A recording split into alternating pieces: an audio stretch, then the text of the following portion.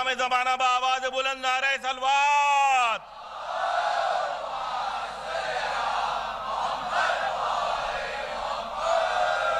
نعرہ حیدری، دونوں ہاتھ بلند کر نعرہ حیدری، نعرہ صلوات۔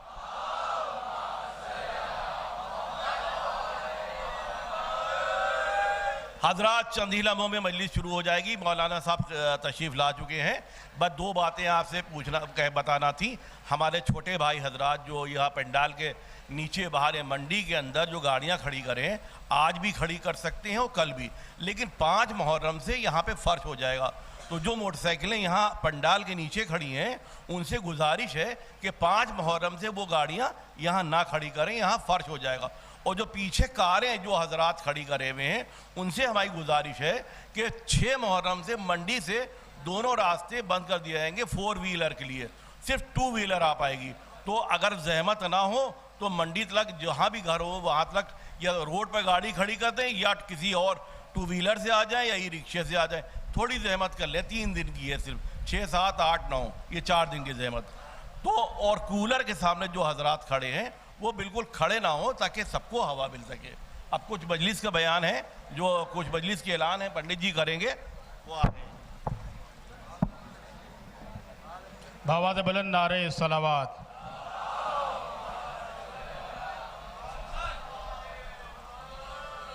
کہ جلدی جلدی یہ مجالس کے اعلانات ہیں ان کو سماعت فرما لیں کہ یہاں کی مجلس کے بعد مولانا میثم زیدی صاحب کے عزاخانے میں 9 محرم تک مجالس کا سلسلہ جاری ہے۔ خطیب اہل بیت علی جناب مولانا مرزا انور حسین صاحب قبلہ مجالس کو خطاب فرما رہے ہیں۔ آپ حضرات سے گزارش ہے کثیر تعداد میں شرکت فرمائیں۔ اور مسجد شاہ جلال نہرو کراس پر مولانا عباس متقی صاحب کا بیان جاری ہے شب میں 8 بجے 9 محرم تک۔ آپ حضرات سے گزارش ہے کہ اس میں بھی شرکت فرمائیں۔ پہلی محرم سے 9 محرم تک مولانا فیروز عباس صاحب نقوی کا بیان جاری ہے بزازہ میں۔ یہ اعلان جناب میثم رضا صاحب کی جانب سے کیا گیا ہے، آپ حضرات سے گزارش ہے اس میں بھی شرکت فرمائیں۔ 11 محرم کو صبح 9 بجے شاعر اہل بیت جناب نیر مجیدی صاحب کے عزاخانے میں مجلس عزا منعقد ہوگی۔ آفتاب خطابت علی جناب مولانا میثم زیدی صاحب قبلہ خطاب فرمائیں گے۔ اور پہلی محرم سے 9 محرم تک یتیم خانے کے روبرو جناب عزاخانہ جناب حسنین صاحب میں مرثیہ خوانی کی مجالس کا سلسلہ جاری ہے، جس میں مختلف مرثیہ خوان حضرات مرثیہ پیش فرما رہے ہیں۔ شبیہ بیت الحزن میں مولانا ابو طالب صاحب قبلہ کا بیان 9 محرم تک شب میں 8 بجے جاری ہے، آپ حضرات سے گزارش ہے اس میں بھی شرکت فرمائیں۔ مسجد محمدی نخاس میں پولیس چوکی کے پشت پر جو مسجد ہے وہاں مولانا عسکری سید محمد عسکری صاحب قبلہ 9 محرم تک مجالس کو خطاب فرما رہے ہیں، آپ حضرات سے گزارش ہے کہ اس میں بھی شرکت فرمائیں۔ شرغہ پارک کے سامنے شاعر اہل بیت جناب انیس سندیلوی صاحب کے عزاخانے میں مولانا عباس مہندی افتخاری صاحب قبلہ 9 محرم تک شب میں 8 بجے مجالس کو خطاب فرما رہے ہیں، آپ حضرات سے گزارش ہے کہ ان مجالس میں بھی شرکت فرمائیں۔ آل محمد کی پسندیدہ ذاکری کو عنوان سے حسینیہ ناظم صاحب میں مرثیہ خوانی کی مجالس کا سلسلہ جاری ہے، آپ حضرات سے گزارش ہے کہ اس میں بھی شرکت فرمائیں۔ شاعر اہل بیت جناب رویش لکھنوی صاحب مرحوم کے عزاخانے میں درگاہ حضرت عباس کے پاس 5 محرم تک مجالس کا سلسلہ جاری ہے، مرثیہ خوانی کی مجلسیں منعقد ہو رہی ہیں، آپ حضرات سے گزارش ہے کہ اس میں بھی شرکت فرمائیں۔ 11 محرم کو جناب نیر مجیدی صاحب کے عزاخانے میں مجلس عزا منعقد ہوگی، صبح 9 بجے مولانا میثم زیدی صاحب قبلہ خطاب فرمائیں گے، آپ حضرات سے گزارش ہے شرکت فرمائیں۔ اور یہ اعلان جناب اسود اسوال صاحب کی جانب سے سماعت فرما لیں۔ یہ مسلسل 3 مجلسیں ہیں۔ 12 محرم کو پہلی مجلس بعد مغربین لاڈو خانم کے امام باڑے میں نخاس میں جناب اسود اسوال صاحب کی جانب سے منعقد ہوگی، اور اس کے بعد باغ مکہ میں جناب محمد سعید صاحب کے عزاخانے میں، اور اس کے بعد جناب سعید رضوی صاحب کے عزاخانے میں، اور اس کے بعد میں موہانی پھاٹک میں جناب سعید رضوی صاحب کے عزاخانے میں۔ ان تینوں مجلسوں کو خطیب اہل بیت علی جناب مولانا میثم زیدی صاحب قبلہ خطاب فرمائیں گے، آپ حضرات سے گزارش ہے کثیر تعداد میں ان تمام مجالس میں شرکت فرمائیے گا۔ اور یہ اعلان بھی سماعت فرما لیں کہ 11 محرم کو اسی حسینیہ میں 9:30 بجے شب میں امام بڑے آغا باقر کی جانب سے شب شیوم کے عنوان سے جو مجلس منعقد ہوتی ہے انشاءاللہ امسال بھی منعقد ہوگی۔ اس مجلس کو آفتاب خطابت علی جناب مولانا میثم زیدی صاحب قبلہ مجلس و خطاب فرمائیں گے، آپ حضرات سے گزارش ہے اس میں بھی شرکت فرمائیں۔ آج شب میں ٹھیک 9 بجے رستم نگر میں جناب عاقل حسین صاحب کے عزاخانے میں مجلس عزا منعقد ہوگی، اور آپ حضرات سے گزارش ہے اس میں بھی شرکت فرمائیں. اور 6 محرم تک رستم نگر میں جناب انصار حسین صاحب کے عزا خانے میں مجالس کا سلسلہ جاری ہے. ان مجلسوں کو آفتاب خطابت علی جناب مولانا میثم زیدی صاحب قبلہ خطاب فرما رہے ہیں. آپ حضرات سے گزارش ہے ان تمام مجالس میں کثیر تعداد میں شرکت فرمائیں. بآواز بلند نعرہ صلوات.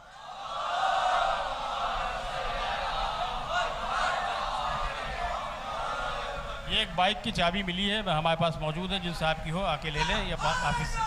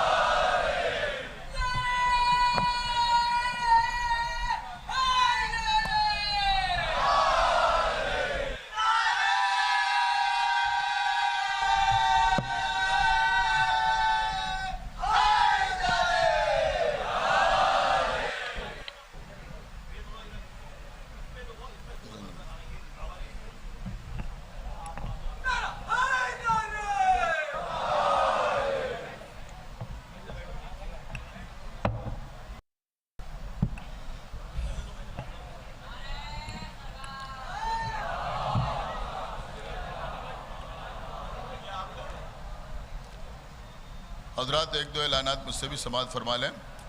جناب کوکب نواب صاحب کے عزا خانے میں شب میں 10 بجے روزانہ مجالس کا سلسلہ جاری ہے, اور ان مجالس میں مفتی گنج میں جناب احسن سعید عابدی صاحب قبلہ خطاب فرما رہے ہیں, مرثیہ پیش فرما رہے ہیں. آپ حضرات سے گزارش ہے کہ ان مجالس میں شرکت فرمائیں. اور یہاں کی مجلس کے بعد ناظم صاحب کے امامباڑے میں آل محمد کی پسندیدہ ذاکری کے عنوان پر ہر سال جو سلسلہ مجالس منعقد ہوتا ہے وہ اپنی سابقہ روایات کے ساتھ منعقد ہو رہا ہے. مختلف مرثیہ خوان حضرات مراثی پیش فرما رہے ہیں. آپ حضرات سے گزارش ہے کہ ان مجالس میں بھی ضرور شرکت فرمائیں. اور 8 محرم کو 3 بجے سپہر مقبرہ عالیہ گولہ گنج میں جو قدیم ترین پروگرام جناب راجہ بھائی کے عزا خانے میں منعقد ہوتا تھا وہ اس سال بھی منعقد ہوگا. مجلس ہوگی اور مجلس کے بعد جلوس برآمد ہوگا, قمع و زنجیر کا ماتم ہوگا. آپ حضرات سے گزارش ہے کہ اس میں بھی شرکت فرمائیں. اور 11 محرم کو جناب نیر مجیدی صاحب کے عزا خانے میں صبح 10 بجے مجلس عزا منعقد ہوگی, اور 11 محرم کو اس عزا خانے میں بھی شب میں 9:30 بجے ایک مجلس عزا منعقد ہوگی. حسب دستور انشاءاللہ میں ہی آپ کے سامنے فضائل و مصائب اہل بیت بیان کرنے کا شرف حاصل کروں گا. فاتحہ. الحمدللہ رب العالمین الرحمن الرحیم مالک یوم الدین ایاک نعبد اهدنا الصراط المستقیم صراط الذین انعمت علیہم غیر المغضوب علیہم ولا الضالین. بسم اللہ الرحمن الرحیم. اللہ احد اللہ الصمد ولم یولد بسم اللہ کفوا احد. بسم اللہ اللہم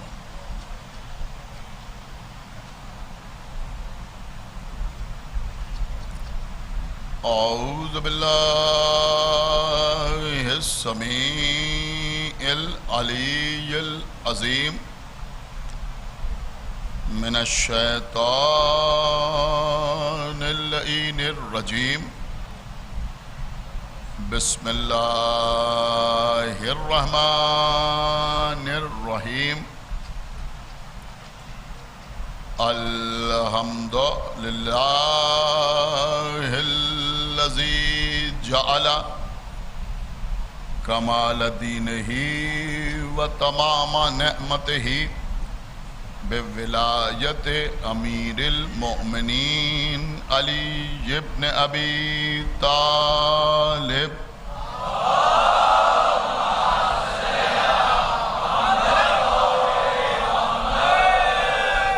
الصلاة والسلام على صاحب الدين والإسلام والحل والحرام والركن والمقام والصلاة والصيام والسجود والقيام والشريعة والأحكام والحجة والبرهان والمحبة والعرفان والحق والبيان والكتاب والقرآن سيدنا ونبينا وشفيعنا ومولانا ومولى الثقلين جد الحسن والحسين أبي القاسم محمد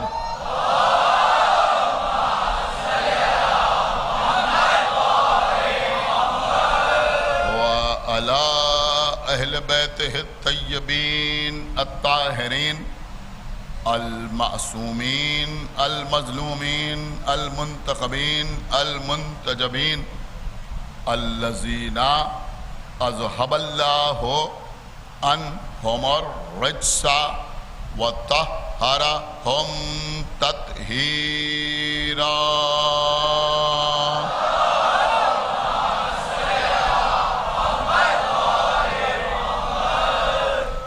ولعنة الله على أعدائهم وقتلتهم وغاصبي حقوقهم ومنكري فضائلهم ومصائبهم أجمعين من الآن إلى يوم الدين. أما بعد فقد قال الله سبحانه تبارك وتعالى في كتابه المجيد وفرقانه الحميد وقوله الحق بسم الله الرحمن الرحيم إن الله يأمر بالعدل والإحسان. صلوات بر محمد.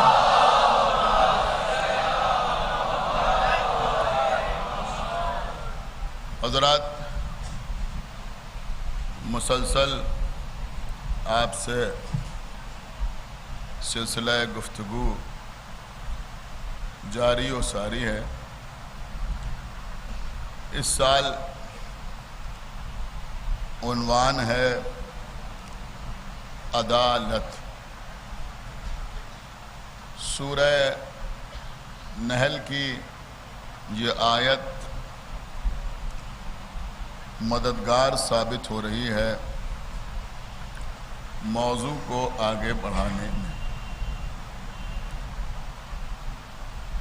ان اللہ یأمر بالعدل والاحسان، یعنی اللہ تمہیں عدل اور احسان کا حکم دیتا ہے. اور یہ دونوں صفتیں ایسی ہیں جو اللہ میں بھی پائی جاتی ہیں. وہ عادل بھی ہے اور قدیم الاحسان بھی.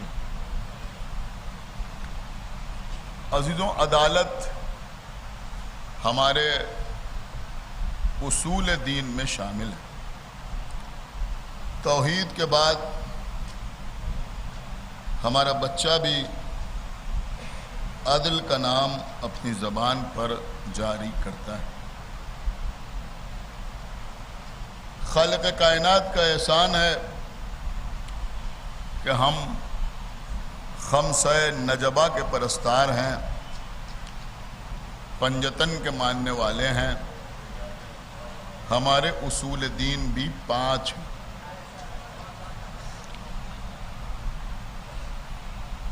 عدل کے بعد نبوت ہے، نبوت کے بعد امامت ہے، اور امامت کے بعد قیامت.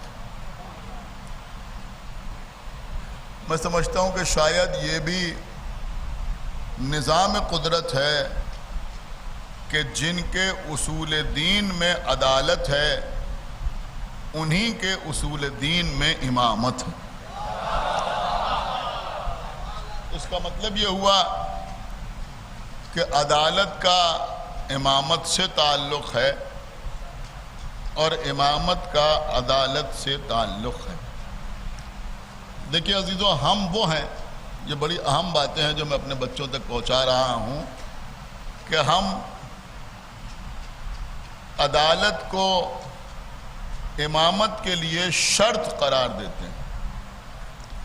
اگر کوئی عادل نہ ہو تو ہم اسے امام نہیں مانتے، اور میں سمجھتا ہوں کہ ہمارا یہ عقیدہ خلاف قرآن نہیں ہے۔ انشاءاللہ کسی دن اس موضوع پر بھی جناب ابراہیم کے حوالے سے کچھ باتیں عرض کروں، لیکن آج کی مجلس میں میں یہ عرض کرنا چاہوں گا کہ وہ جو ہمارے 12 امام ہیں وہ تو وجہ تخلیق کائنات ہیں، وہ نہ ہوتے تو اللہ کائنات کو خلق ہی نہ کرتا۔ لیکن ہم وقتی طور پر اخلاقاً، تبرکاً، عارضی طور پر جن لوگوں کو امام کہہ دیتے ہیں ان کو بھی ہم اس وقت تک امام نہیں کہتے جب تک وہ عادل نہ ہو۔ ایک صلوات پڑھ دے بر محمد وعلا۔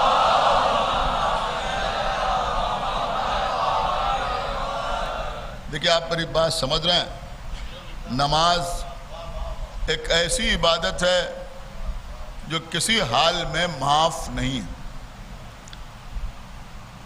بیمار ہوں تو روزہ قصر ہو جاتا ہے، کبھی کبھی ساقط بھی ہو جاتا ہے، مستطیع نہیں ہے، رقم نہیں ہے، پیسہ نہیں ہے، استطاعت نہیں ہے تو حج واجب نہیں ہوتا۔ اگر صاحب نصاب نہیں ہے تو زکوٰۃ واجب نہیں ہوتی۔ سال میں کچھ بچت نہیں ہو رہی ہے تو خمس واجب نہیں ہوتی۔ لیکن نماز کسی حال میں معاف نہیں۔ انتہا یہ ہے کہ اگر کھڑے ہو کر نماز نہ پڑھ سکو تو بیٹھ کے پڑھو، مگر پڑھو۔ بیٹھ کے بھی نہ پڑھ سکو تو لیٹ کے پڑھو، مگر پڑھو۔ ڈوب رہے ہو تو نماز کی نیت کر لو۔ کسی حال میں بھی نماز معاف نہیں۔ نماز تو میرے بچوں پڑھنا ہی پڑھنا ہے، ہر حال میں نماز پڑھنا ہے۔ لیکن اب یہ نماز پڑھنا واجب ہے، اگر ہم چاہیں تو اجر میں اضافہ کر سکتے ہیں۔ اول وقت نماز پڑھیں تو ثواب میں اور اضافہ ہے، آپ سمجھ رہے ہیں، اور اضافہ ہے۔ اب اللہ نے چھوٹ دی ہے، اول وقت گزر گیا تب بھی نماز پڑھ سکتے ہیں، آپ ان معاملات سے واقف ہیں۔ فرادہ نماز سے بہتر ہے کہ ہم جماعت سے نماز پڑھیں۔ جماعت کی نماز کا جو ثواب ہے اس سے کوئی انکار نہیں کر سکتا۔ فرادہ نماز سے بہت زیادہ ثواب، بہت زیادہ اجر جماعت کے ساتھ نماز پڑھنے کا ہے۔ چاہے ایک ہی امام جماعت ہو اور ایک ہی مقتدی ہو، لیکن اگر جماعت سے نماز ہو رہی ہے تو اس کے ثواب کا کوئی اندازہ نہیں لگا سکتا۔ لہذا کوشش کیجئے کہ جماعت سے نماز پڑھیے۔ بہت توجہ آپ حضرات کی، جماعت سے نماز پڑھیے۔ لیکن میں آپ کی خدمت میں یہ بھی عرض کروں کہ ہم جماعت سے نماز پڑھنا باعث ثواب سمجھتے ہیں، اجر میں اضافے کا سبب سمجھتے ہیں، بڑی فضیلت بیان ہوئی ہے نماز بجماعت کی۔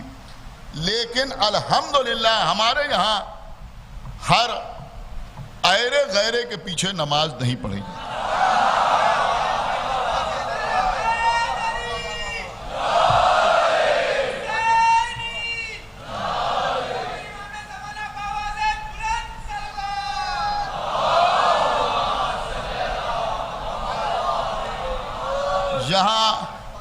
امامت جماعت کے لیے شرائط ہیں. یہ شرائط میثم زیدی اپنی طرف سے نہیں بیان کر رہا ہے. آپ جس کی بھی تقلید میں ہوں اس کا عملیہ اٹھا کے دیکھیں, اس کی توضیح اٹھا کے دیکھیں, وہاں آپ کو امام جماعت کے تمام شرائط نظر آ جائیں گے. نماز پڑھانے والا بالغ ہو, توجہ چاہتا ہوں, بالغ ہو, عاقل ہو, سنو جو میں عرض کر رہا ہوں, بالغ ہو, عاقل ہو. ایک اہم ترین شرط یہ ہے کہ شیعہ اثنا عشری ہو.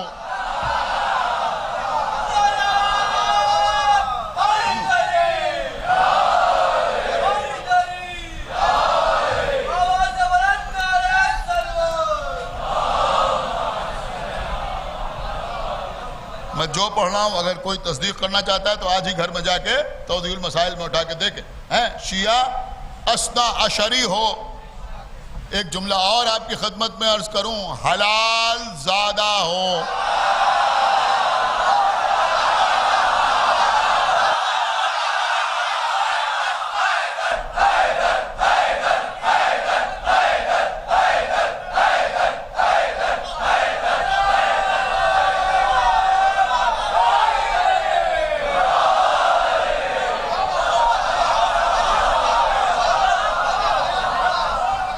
اجازت ہو تو ایک جملہ آپ کی خدمت میں عرض کروں.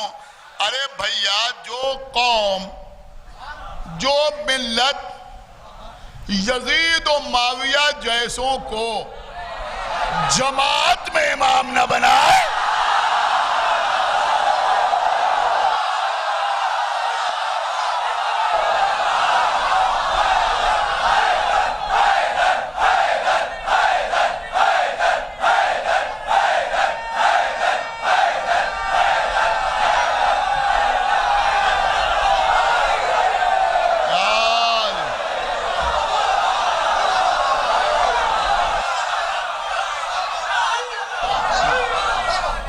سنیے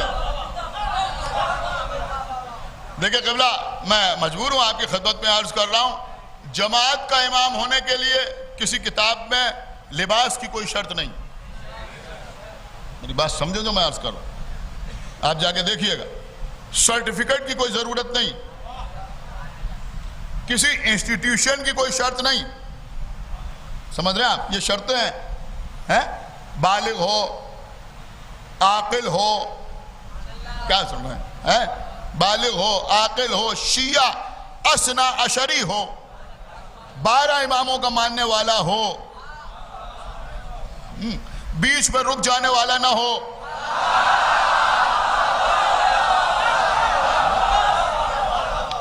حلال زادہ ہو, اور سنیے اس کی قرأت درست ہو.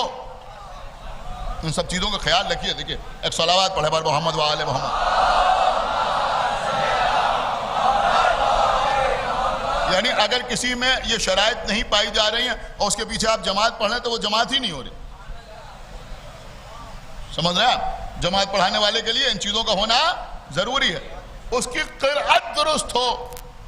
جو لوگ کہتے ہیں ان کے پاس نماز پڑھانے کا اجازہ ہے, تو اجازہ جو ملتا ہے وہ صرف اسی شرط کے لیے ملتا ہے. دیکھیں سمجھدار لوگ یہاں بیٹھے ہوئے ہیں, ورنہ جتنی چیزیں میں نے بیان کی اس کا اجازہ کون دے گا؟ غور کر رہے ہیں آپ؟ اس کا اجازہ کون دے گا؟ بھائی شیعہ اثنا عشری ہو, ظاہر سی بات ہوگا تبھی اس کے پیچھے نماز پڑھیں گے. کیا سن رہے ہیں؟ حلال زادہ ہو, اب کیسے پتہ چلے؟ لیکن ہاں ہمارے پاس معیار ہے, ہمارے پاس کسوٹی ہے. حلال زادہ ہو تو اس کے پیچھے نماز پڑھیں, ذکر علی پر منہ نہ بناتا ہو.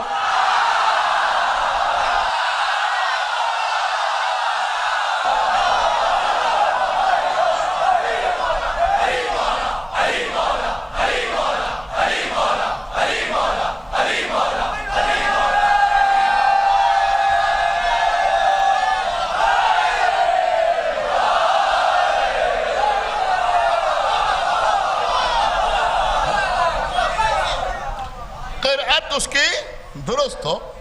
قرت درست ہونے کا بھی یہ مطلب نہیں ہے. دیکھیں آسان ہے معاملہ, مشکل نہیں. اگر آپ یہ جو بچے بیٹھے ہوئے آپ کوشش کریں تو آپ امام جماعت بن سکتے ہیں, کوئی مشکل معاملہ تھوڑی. قرت درست ہونے کا مطلب یہ نہیں کہ بہت بہترین قاری ہو, خدا بند عالم کروٹ جنت نصیب کرے. میں سمجھتا ہوں ہندوستان میں ان سے بہتر شاید کوئی قاری نہیں رہا. قاری طاہر نظمی صاحب قبلہ علی اللہ مقامہ ہو, کوئی ضروری نہیں ہے کہ ان کا جیسا قاری ہو. مطلب یہ ہے کہ اس کی تجوید درست ہو. پڑھے لکھے حضرات اس جملے کا مطلب سمجھ گئے, اس کی تجوید درست ہو. سمجھ رہے ہیں, غلط نہ پڑھنا. اس کے پیچھے آپ نماز پڑھتے ہیں. ان ساری شرطوں کے ساتھ ایک شرط ہے کہ وہ عادل ہو. دیکھیں یہی تو موضوع ہے, وہ عادل ہو, اس میں عدالت پائی جائے. اگر عادل نہیں ہے تو اس کے پیچھے نماز نہیں پڑھی جا سکتی. دیکھیں عزیزوں, میں نے ایسا موضوع اختیار کیا ہے کہ اس میں بہت سے رخ ہیں. اب یہاں پر عدالت کا مطلب کیا ہے؟ یہاں پر عدالت کا مطلب یہ نہیں ہے کہ وہ کہیں کہ چیف جسٹس ہو.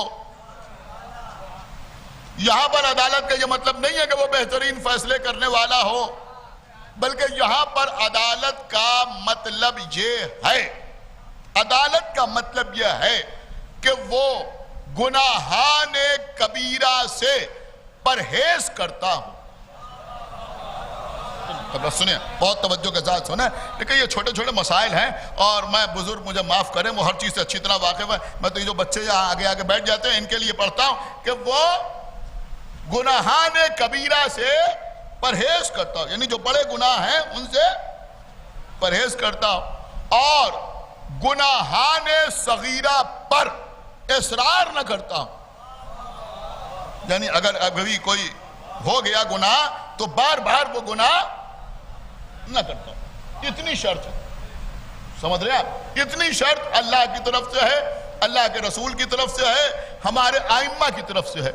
اب اس سے زیادہ شرطیں آپ نہ لگائیے. ایک صلوات پڑھ دے بر محمد آل محمد.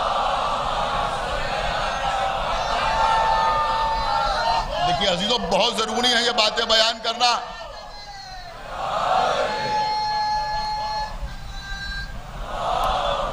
اب میں اس وقت مستحبات و مکروہات تک نہیں جانا چاہتا.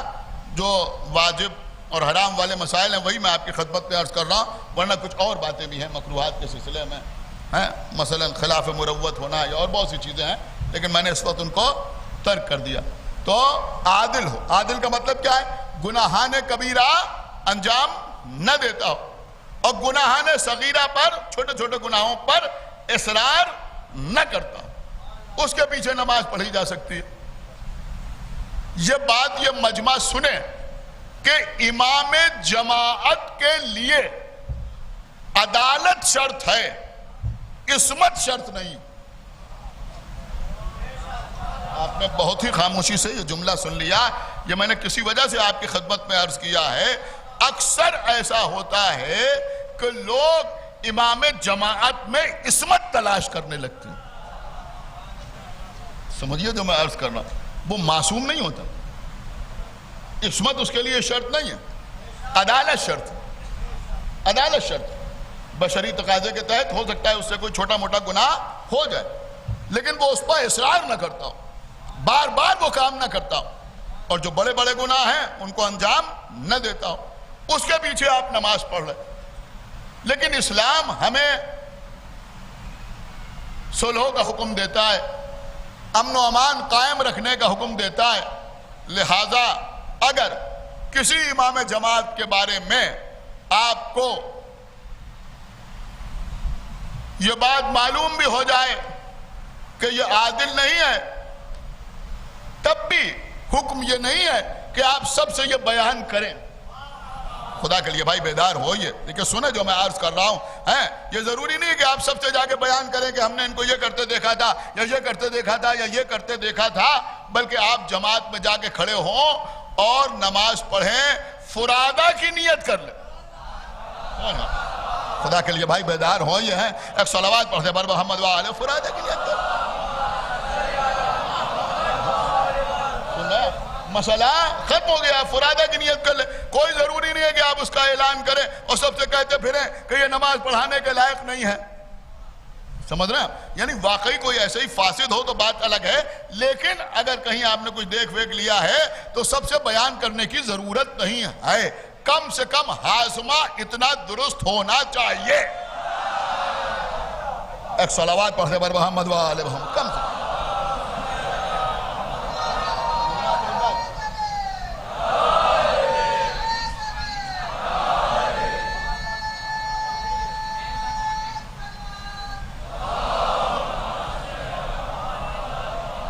دیکھیں آپ بھی سوچ رہے ہوں گے کہ ہم اپنے مزاج سے بالکل الگ ہٹ کے آپ کی خدمت میں عرض کر رہے ہیں، میں صرف یہ باتیں اس لیے آپ کی خدمت میں عرض کر رہا ہوں کہ آج کل لوگ کہہ رہے ہیں آپ نے عزاداری سے کیا سیکھا، آپ نے محرم سے کیا سیکھا، ہم پوچھ رہے ہیں تم نے نماز بجماعت سے کیا سیکھا۔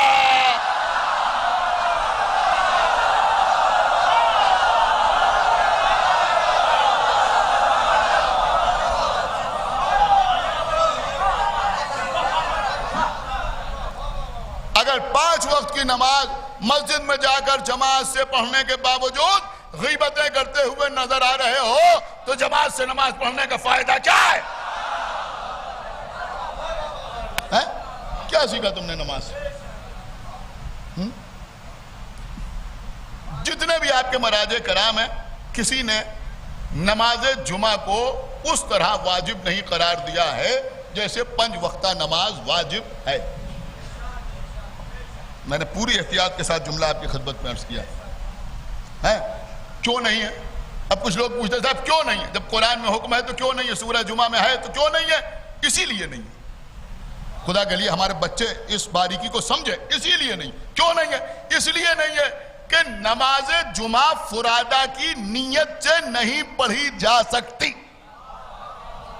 اب آگے آپ ماشاءاللہ سمجھدار ہیں، ایک صلوات پڑھے بر محمد و آلہ، فرادہ کی نیت۔ تو اگر کسی شہر میں کہیں کوئی ایسا نماز پڑھا رہا ہے کہ جو مثلاً آپ کی نگاہ میں عادل نہیں ہے تو اگر واجب ہو تو پڑھیں۔ 5 وقتہ نماز میں تو یہ چھوٹ ہے کہ فرادہ کی نیت سے پڑھ رہے ہیں، لیکن جمعہ فرادہ کی نیت سے پڑھ نہیں سکتے ہیں۔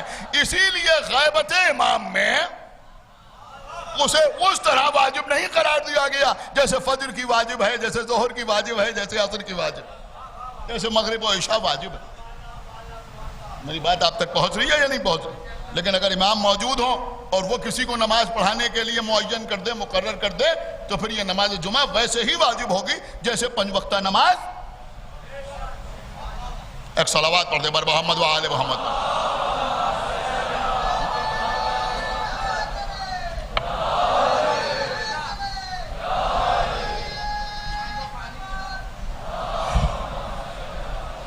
تو میں عرض کر رہا تھا کہ ہمارے یہاں نماز پڑھانے والے کے لیے عادل ہونا شرط ہے۔ امام جماعت نماز پڑھا رہا ہے، امام کا مطلب یہ آگے رہنے والا، آگے رہنے والا۔ اس کے آگے کھڑے ہو کے نماز نہیں پڑھی جائے گی، اس کے پیچھے نماز پڑھی جائے گی۔ پہلے وہ نیت کرے پھر تم نیت کرو۔ کیا سمجھ رہے ہیں؟ مستحب یہ ہے، بہتر یہ ہے کہ اس کے سورہ ہم پڑھنے سے پہلے تمہارا سورہ ہم تمام نہ ہو، سمجھ رہے ہیں آپ؟ اور بہت دیر بعد بھی تمام نہ ہو۔ یہ سب آداب ہیں جو میں آپ کی خدمت میں عرض کر رہا ہوں۔ اس طرح سے اس کے پیچھے کھڑے ہو کے نماز پڑھو، اور یہ بھی سمجھے میرا مجمع یہ پیغام پہنچانا بہت ضروری ہے۔ یہ چھوٹا سا مسئلہ ہے، مغرب کی نماز ہو رہی ہے، آپ پیچھے کھڑے نماز پڑھ رہے ہیں، پہلی 2 رکعتوں میں باواد بلند امام جماعت سورہ حمد کی تلاوت کر رہا ہے، آپ پیچھے کھڑے ہو کے اگر آواز کانوں تک آ رہی ہے تو چپ کے نہیں پڑھ سکتے، خاموش رہ کے سنیے۔ خدا کے لیے بھائی بیدار ہوئیے، خاموش رہ کے سنیے۔ کیوں سنیے؟ کہ اس لیے کہ قرآن کی تلاوت کی آواز آپ کے کانوں میں آ رہی ہے۔ سنایا؟ تو اگر قرآن کی تلاوت کی آواز آپ کے کانوں میں آ رہی ہے تو آپ کو تلاوت بھی کرنے کی اجازت نہیں ہے۔ سنیے کیا پڑھا جا رہا ہے۔ تو اب آپ ہمیں بتائیں کہ اگر قرآن کی تلاوت کی آواز کانوں میں آ رہی ہے تو اس وقت جب قرآن پڑھنے کی اجازت نہیں ہے تو باقی گفتگو کرنے کی اجازت کیسے مل جائے؟ ایک صلوات اور پڑھا محمد و آل محمد۔ القبلہ. یہ آداب تلاوت ہیں. میں سمجھتا ہوں کہ ہر شخص کو معلوم ہونا چاہیے. یہ جو مجالس میں، جلسوں میں، محافل میں ایک شخص کا بسم اللہ اس نے تلاوت شروع کر دی اور لوگ آپس میں خسر پھسر کر رہے ہیں، باتیں کر رہے ہیں، یہ جائز نہیں. سمجھ لیجئے جو میں عرض کروں. اگر برداشت نہیں ہوتا تو نہ کرائیے تلاوت. باتیں کرنا جائز نہیں. پر یہ بھی سمجھے یہ بچے میرے کہ کسی اور کو اپنے لیے نمونہ عمل بھی نہ بنائیے. اب باریک بات میں آپ کی خدمت میں عرض کر رہا ہوں. جشن ہو رہا ہے، آگے کوئی تلاوت کر رہا ہے، پیچھے مہمانان خصوصی بیٹھے ہوئے ہیں، مقدس لباس میں بھی ہیں، آپس میں باتیں کر رہے ہیں، موبائل چلا رہے ہیں. بہت توجہ. اب کوئی بچہ کہے وہ تو باتیں کر رہے تھے ہم کیوں نہ کریں؟ یہ بات سمجھ لیجئے، وہ باتیں کر رہے تھے تو وہ ذمہ دار ہیں. وہ خالی ذمہ دار نہیں ہے بلکہ گناہگار ہے. جو میں عرض کر رہا ہوں پوری ذمہ داری کے ساتھ. یہ بات ہمیشہ میرے بچوں اپنے ذہن میں رکھو کہ اللہ نے معصومین کے علاوہ کسی اور کو نمونہ عمل نہیں بنایا. ایک صلوات اور پڑھے محمد و آل محمد. کسی کا عمل ہمارے لیے حجت نہیں.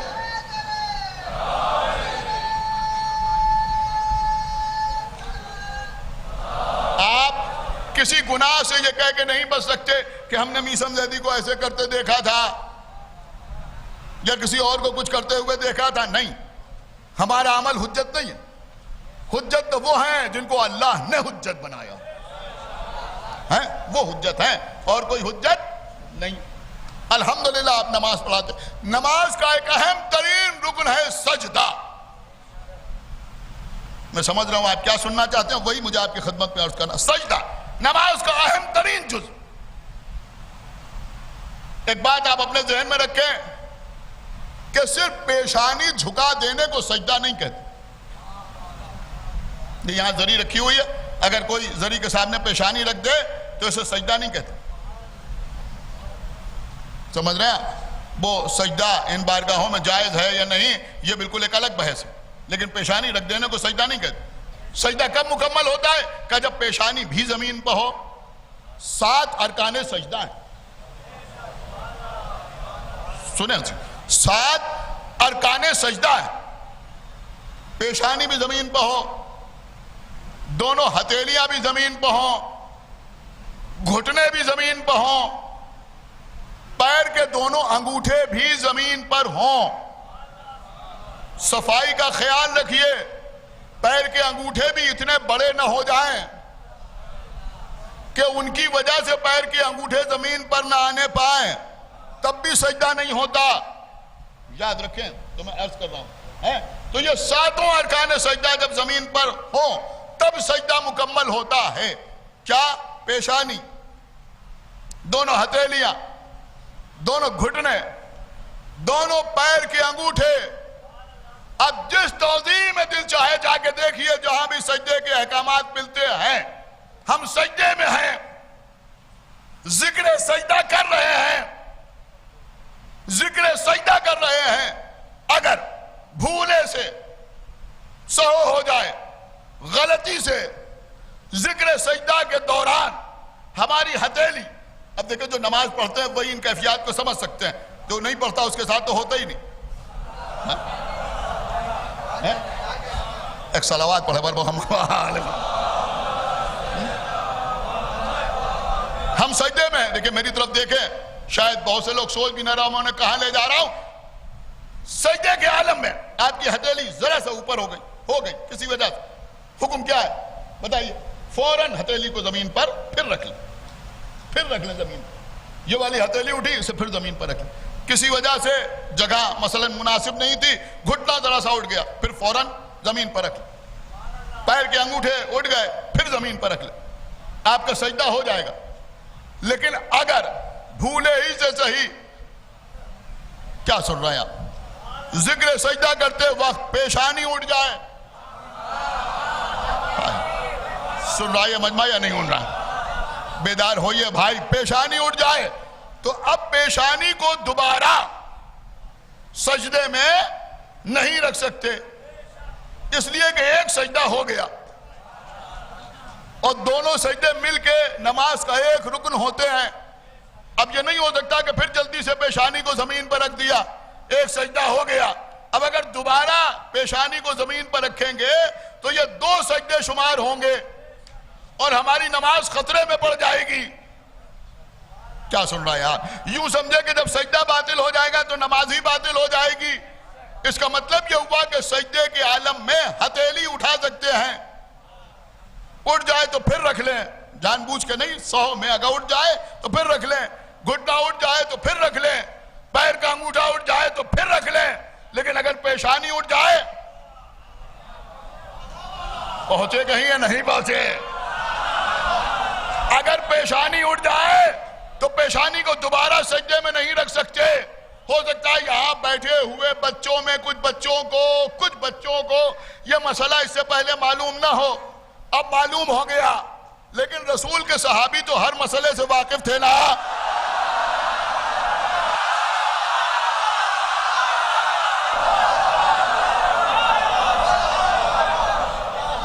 ایک صلوات پڑھے بر محمد و آل محمد.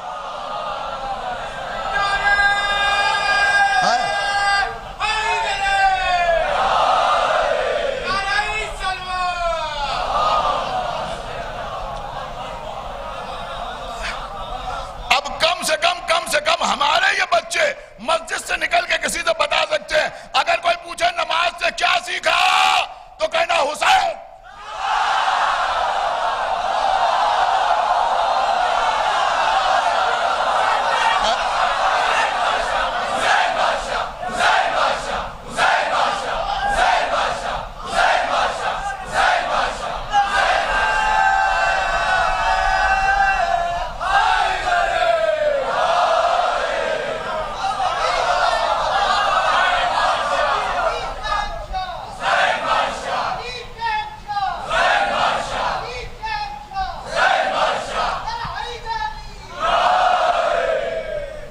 ایک صلوات اور پڑھ دے بر محمد و آل محمد.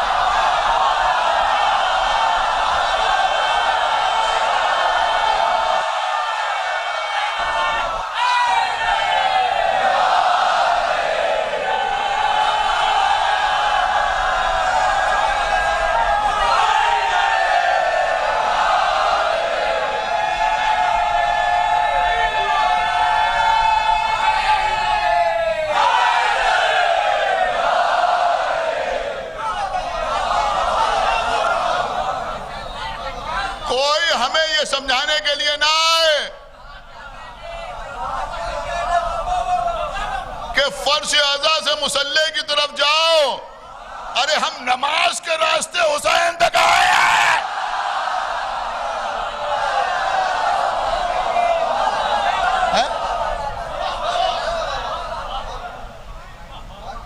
دیکھیے ابھی آپ نے سنا پیغمبر نماز پڑھ رہے ہیں, حالت سجدہ میں ہے, آقا حسین اپنے گھر سے نکلے. نہ معلوم کتنے نکتے اس سلسلے میں علماء, خطبہ, ذاکرین بیان کر چکے ہیں. میرے پاس وقت ہوتا تو میں نام لے لے کے آپ کی خدمت میں عرض کرتا کہ کس ذاکر سے اس سلسلے میں کون سا نکتہ پڑھا. سنا بہت نکتے اس ایک واقعے کے سلسلے میں, کس سے سنا سب ذہن میں ہے, لیکن ساری باتیں میں نے چھوڑ دی. حسین نکلے,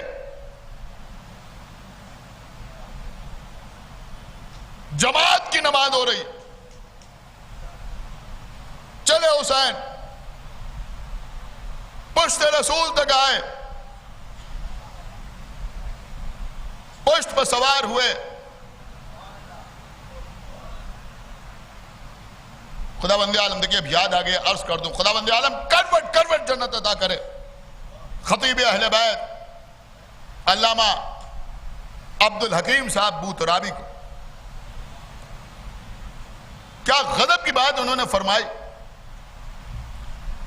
آپ سنیں, ہم مجلس پڑھ رہے ہیں, ہم مجلس پڑھ رہے ہیں یا کوئی ذاکر مجلس پڑھ رہا ہے, اس کا چھوٹا سا بچہ بھی سامنے بیٹھا ہوا ہے. اب وہ بچہ کہہ رہا ہے ہم بابا کی گود میں بیٹھیں گے. وہ بچہ ہے, ضد کر رہا ہے. غور فرمائیں, کسی کا بیٹا ہے, بھتیجا ہے, بھتیجی ہے, نواسا ہے, پوتا ہے, چھوٹا سا بچہ, وہ کہہ رہا ہے کہ ہم ان کی گود میں بیٹھیں گے.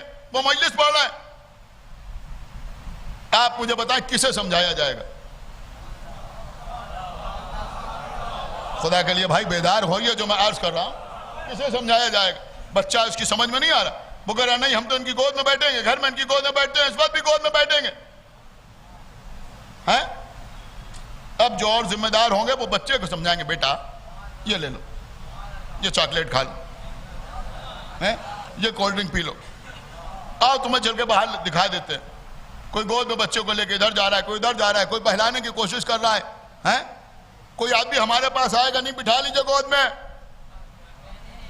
ہائے ہائے کیا سمجھا, محبت بچے سے بھی ہے, ہم سے بھی ہے, لیکن سمجھایا جائے گا بچے کو, بہلایا جائے گا بچے کو.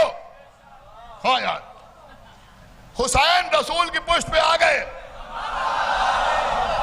جماعت کی نماز ہو رہی ہے, پروردگار جبرائیل کو بھیج دے, حسین کو بہلائیں.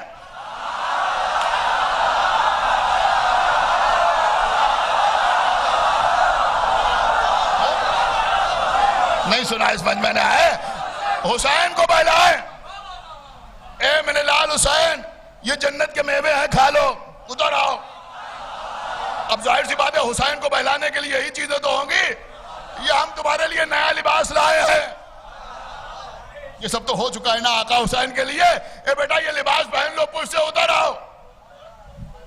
اے بیٹا ہم تمہیں آسمانوں کی پرواز کراتے ہیں, آؤ ہماری گود میں آ جاؤ. لیکن اللہ نے جبرائیل کو حسین کو بہلانے کے لیے نہیں بھیجا, رسول کو نماز میں روکنے کے لیے بھیجا.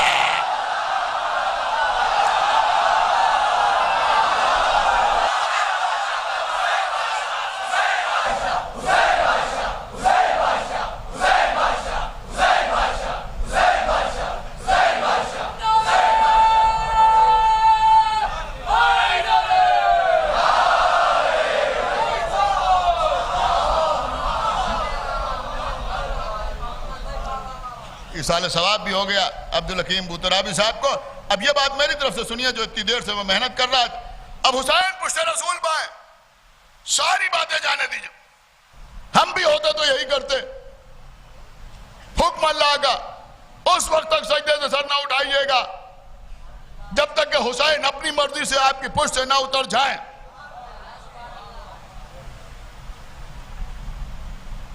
اب نبی سجدے میں طول دے رہے ہیں, سبحان ربی العالی و بحمدہ, سبحان ربی العالی و بحمدہ. 70 مرتبہ ذکر سجدہ کیا, تب حسین پشت سے اترے. 2-3 بار کے بعد صحابہ نے سر اٹھا کے دیکھا.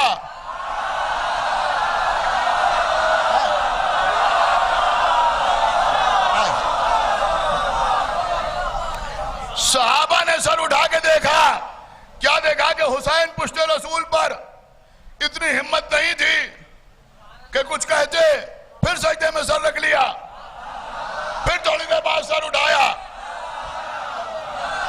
پھر سجدے میں سر رکھ لیا. ابھی میں نے آپ کو کیا بتایا, سجدے میں ہاتھ اٹھ جائے پھر رکھ لو, گھٹنے اٹھ جائے پھر رکھ لو.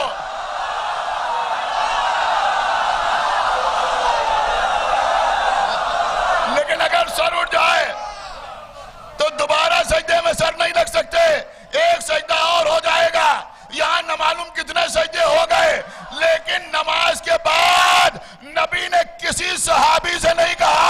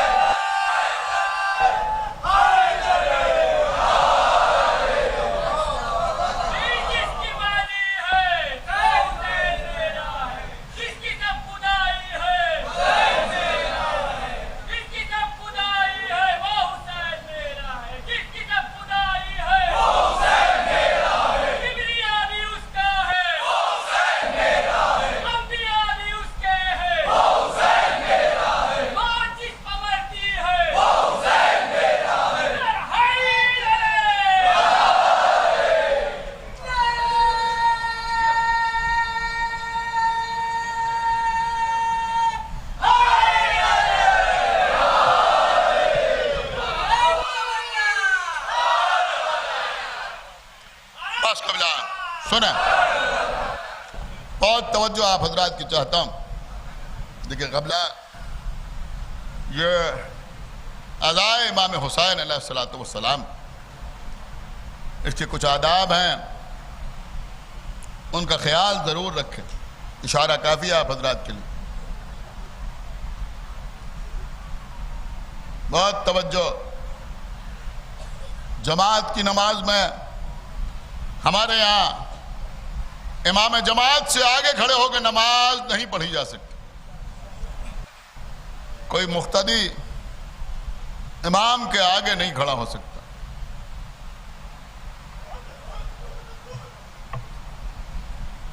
لکھنؤ میں نماز ہو، دہلی میں نماز ہو، ممبئی میں نماز ہو، پاکستان میں ہو، عراق میں ہو، ایران میں ہو، امریکہ میں ہو، کہیں نماز ہو رہی ہو، جو امام ہے وہ آگے، جو مقتدی ہیں وہ پیچھے. لیکن صرف ایک منظر کربلا میں ہے جہاں جماعت کی نماز ہو رہی ہے، جہاں سارے مقتدی تو پیچھے کھڑے ہوئے ہیں حسین کے، لیکن دو مقتدی ایسے ہیں جو آگے کھڑے ہوئے ہیں.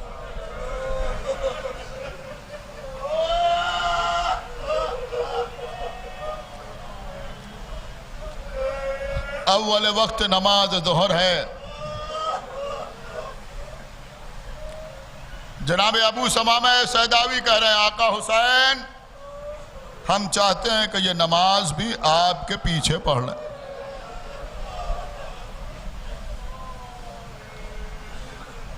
اللہ تمہیں مسلین میں شمار کرے.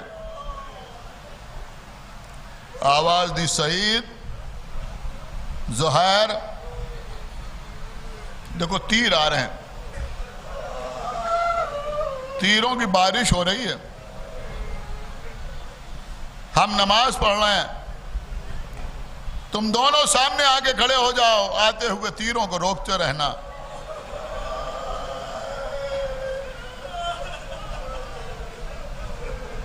کون ادراک کر سکتا ہے حسین کے اصحاب کس منزل یقین پر فائز تھے. کچھ سوالات تو کر ہی سکتے تھے نا. آقا ہم دو آدمی 10,000 لوگ تیر چلا رہے ہیں، کیسے روکیں گے؟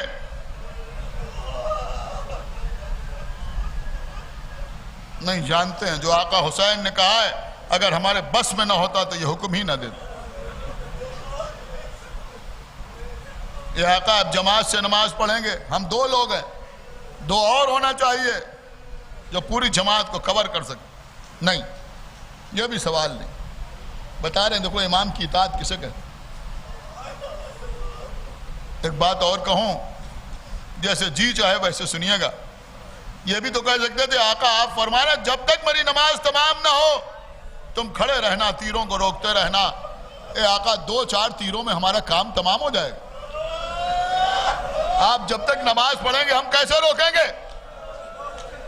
ہماری جان قربان سید و زہیر اپنے عمل سے بتا رہے ہیں تم جانتے نہیں یہ آقا حسین ہے. اگر انہوں نے کہہ دیا جب تک میں نماز پڑھتا رہوں تم تیروں کو روکتے رہنا، تو جب تک ان کی نماز تمام نہ ہو جائے ملک الموت پہ ہمت نہیں ہے جو ہماری روح کو قبض.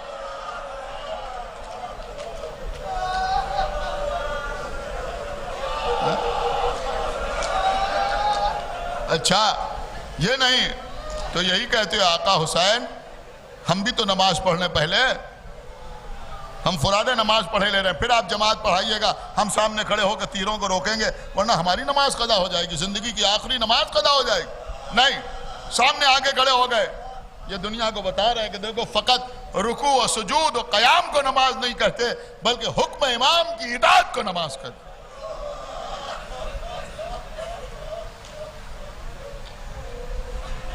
ادھر زہرا کے لال نے نماز پڑھنا شروع کی.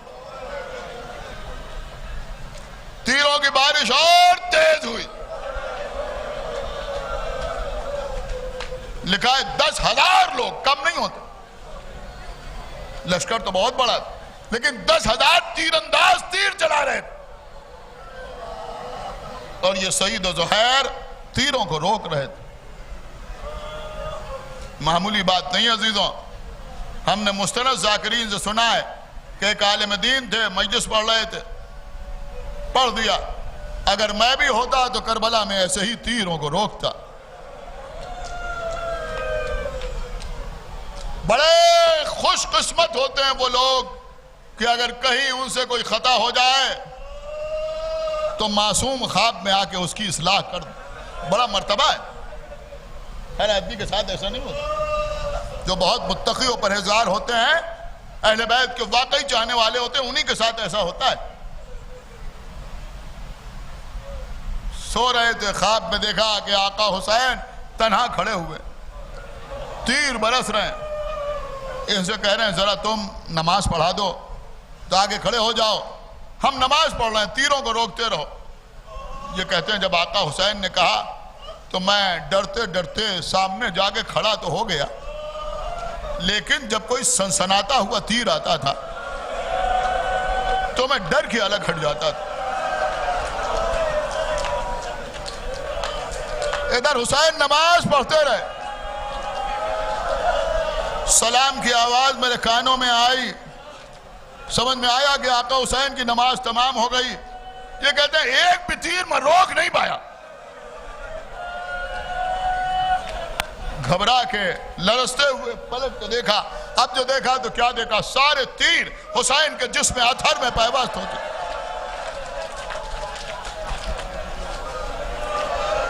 کانپنے لگے، تھر تھرانے لگے۔ کچھ آقا حسین سے کہنا چاہتے تھے لیکن کہہ نہ سکے، خود میرا کریم آقا آگے بڑھا، ان کے کندھے پہ ہاتھ رکھا، تم بھی ہمارے چاہنے والے ہو، محبت کرنے والے ہو، ہمارا ذکر کرنے والے ہو، اس مسئلے میں تمہاری کوئی خطا نہیں، لیکن آئندہ سے احتیاط رکھنا، ہمارے اصحاب کی برابری نہ کرنا۔ جو کام انہوں نے کیا وہ دنیا میں کوئی کر نہیں سکتا۔ کبھی سعید آگے بڑھ کے تیر کو روک رہے ہیں، کبھی زہیر تیر کو روک رہے ہیں، کبھی ہتھیلی پہ تیر کو روکا، معمولی بات نہیں ہے، تصور کیجئے، کبھی کلائی پہ تیر کو روکا، کبھی بازو آگے بڑھا کے تیر کو روکا، تیر کے آنے میں زیادہ شدت ہوئی، آگے بڑھے سینے پہ تیر کو روکا، نہ معلوم کتنے تیر سینے میں پیوست ہو گئے، کتنے تیر ہاتھوں میں پیوست ہو گئے، کتنے تیر چہرے پر لگے، بلندی سے تیر آ رہا ہے، اچھل کے پیشانی پر تیر کو روکا۔ یہ پیشانی پر تیر کو روک نہیں رہے ہیں، نماز محبت کا سجدہ ادا کر رہے ہیں۔ ایک تیر حسین یا کسی مصلی تک جانے نہ دیا، یہاں تک کہ نماز تمام ہوئی، ایک جانب ایک صحابی گرا، دوسری جانب دوسرا صحابی گرا، حسین ایک کے قریب پہنچے، میرے سعید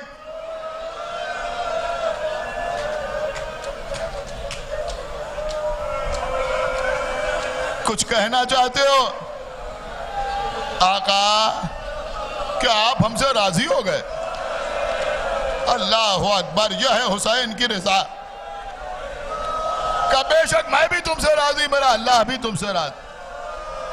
دوسرے کے پاس پہنچے، آقا اجازت ہے کہ روح جسم سے پرواز کرے؟ بسم اللہ وباللہ وفی سبیل اللہ۔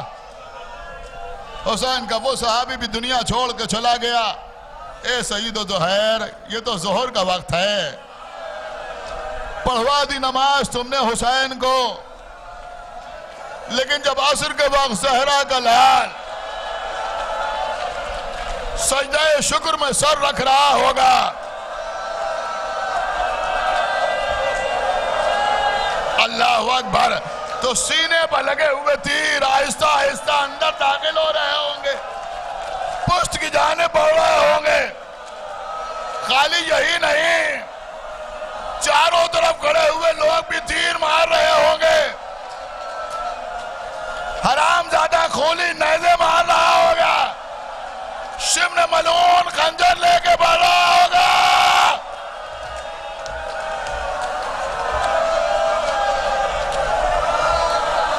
جزاک اللہ، جزاک اللہ، مولا آپ کو سلامت رکھے۔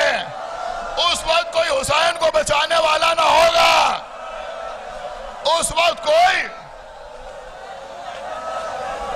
تیروں کو روکنے والا نہ ہوگا۔ ہاں، ایک بے کس بہن ایک بلندی سے فریاد کر رہی ہوگی، اے پسر سعد، تو کھڑا دیکھ رہا ہے، بوس اگاہے رسالت پر خنجر چلنے کی تیاری ہے۔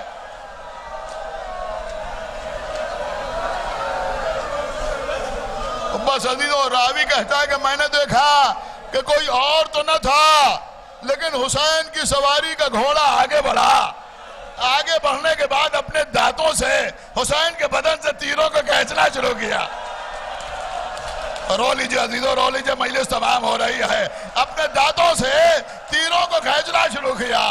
عجب منظر تھا، ہائے مظلومی زہرا کے لال کی۔ اس کے بعد گھوڑے کے کچھ خیال آیا، آگے بڑھا، حسین کی پیشانی سے اپنی پیشانی کو مس کیا، حسین کا خون اپنی پیشانی پر ملا، دوڑتا ہوا خیمے کی طرف پہنچا۔ خیمے کے اندر حسین کی بیٹی سکینہ، گھوڑے نے خیمے کے در پر ٹاپے ماری، سکینہ بے قرار ہو کے باہر آئی، پردہ اٹھایا، بابا کا خالی گھوڑا کھڑا ہوا ہے، دونوں ہاتھ پھیلائے، گھوڑے کی گردن میں باہیں ڈالی، اے میرے بابا کی سواری کے گھوڑے، تیری کٹی ہوئی